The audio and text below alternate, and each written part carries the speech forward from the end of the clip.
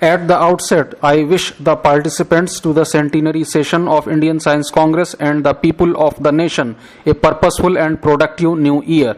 My warmest congratulations to the Indian Science Congress on the occasion of the celebration of their centenary. The Prime Minister of India generally inaugurates the annual sessions of Indian Science Congress. In the current year, the association has elected the Prime Minister as its General President. I congratulate Dr. Manmohan Singh for being elected as the General President of Indian Science Congress in this historic year. It is a befitting honor. I can from personal experience vouchsafe the abiding faith of Dr. Manmohan Singh on education, science and technology. The good performance of science and technology sector in the recent years, I believe, owes greatly to the generous government support for S&T catalyzed by the Prime Minister. I am an alumnus of Calcutta University. Naturally, I am delighted to participate in a function co-organized by Calcutta University. As an alumnus, I fondly remember the defining role of this university and Sir Ashutosh Mukherjee in nurturing the Indian Science Congress in the early years. Kolkata has remained historically a city of culture and knowledge. All Nobel Prizes awarded for work from India are somehow linked to the city of Kolkata.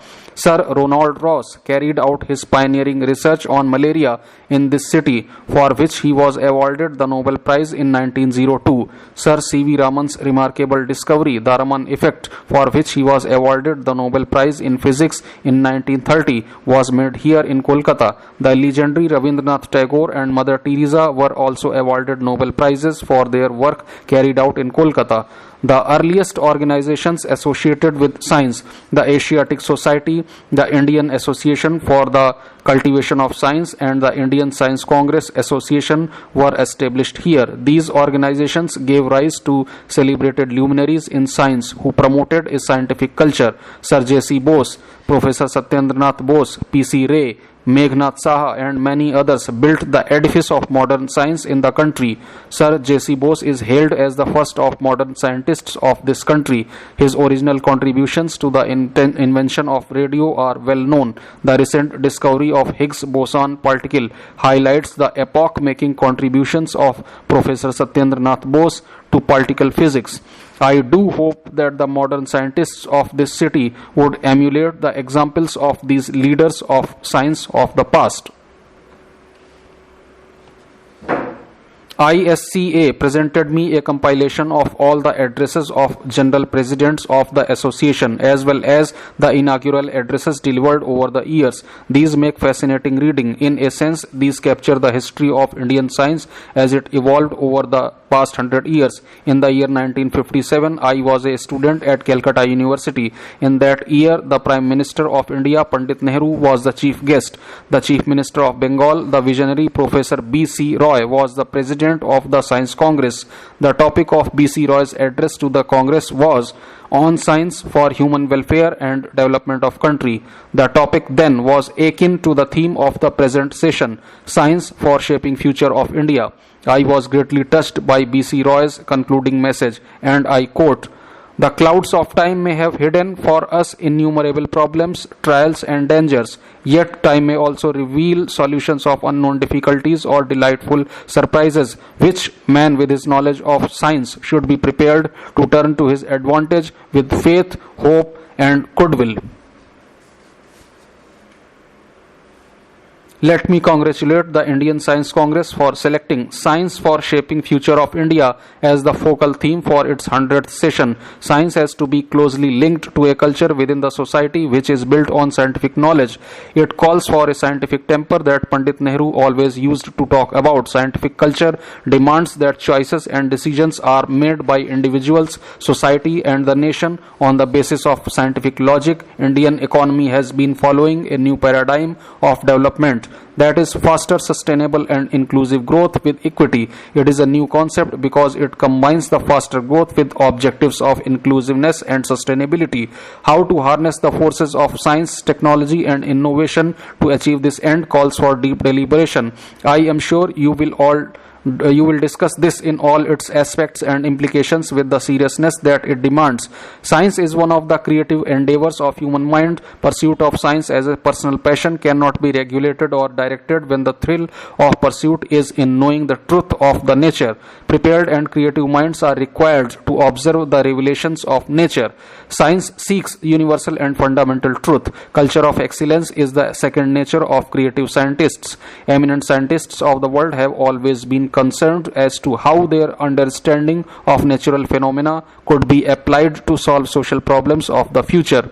Sir J.C. Bose, more than a century ago, on 5th March 1885, wrote in his diary, "I have been thinking whether the solar energy that is wasted in tropical regions in a new way could be utilized. Of course, trees conserve the solar energy, but is there no way of directly utilizing the radiant energy of the sun?" The seed for artificial photosynthesis was sown then. Even now, it is an active area of research pursued globally. His disciple, Professor Satyendra Nath Bose, was a powerful communicator and an inspired teacher. He delivered lecture on power and nuclear energy in a language that laymen could understand. He motivated generation of people to move towards scientific endeavor. Public and political understanding of science is crucial. For that, I would like to urge upon you all to apply modern tools for communicating science in a manner that can be understood by the common man. This understanding would contribute to the creation of a science culture in the Indian society. The primary concern of any government in a country is enhancing the well-being of its people.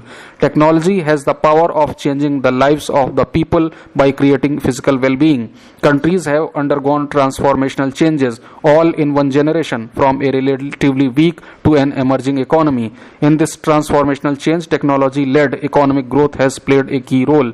While technology can be considered a logical extension of knowledge gained from science, it is much more than mere application of science. Technology is contextual. There is an economic value to technology. We all are a witness to the transformational changes being brought about by mobile telephony and internet. The number of mobile phone users in India was around 19 crore in October 2012, which is the second highest in the world after China. The mobile phone density of 74.21% of India compares favorably with the other top-ranking countries. The internet, another marvel of technology, has become a vital source of information and communication. India ranks third after China and the USA in terms of number of internet users. However, the penetration of internet use as the percentage of the population is only 11.4, indicating the huge potential for future growth. Another transformational application of technology is Aadhaar project, which focuses on electronic transfer of benefits directly to the beneficiaries of various social sector schemes. I understand the rollout of Aadhaar enabled service delivery has already started in 20 districts. In the budget 2012-13, a target for covering 50 districts has been set, which I am sure will be met. It is essential to innovate if we have to compete in a globalized economy. India has declared 2010-20 as the decade of innovation.